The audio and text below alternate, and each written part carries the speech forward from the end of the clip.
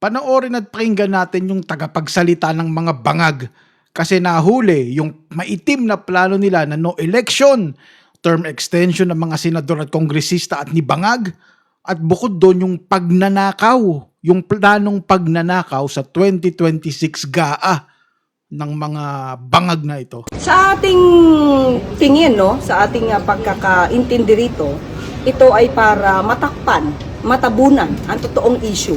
Nalalapit na po yung impeachment trial.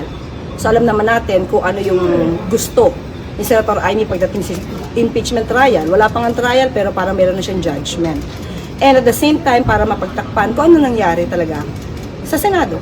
Yung papaano naitakas o nailabas ni Senator Robin Padilla si Senator Bato.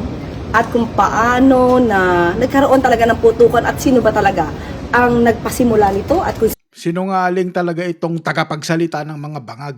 Ang totoong nangyari dyan, inatake nila ang Senado, ginamit yung NBI para mamaril, magbarena. Hindi ho ba? At saka dapat ang i-impeach yung bangag na mastermind sa pagnanakaw ng bilyong-bilyong flood control. Tapos ngayon, tatabunan nila ng issue. Huhulihin yung mga senador, huhulihin na daw. After malaman yung maitim nilang plano. Yun nga, no election, extension ng mga kongresista at senador na bangag. At syempre, para maging prime minister daw.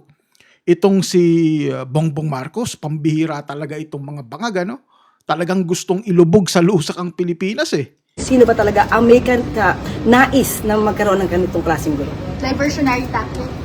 The way I see it, yes, oo, diversionary tactic. Mga bangag. Thank you.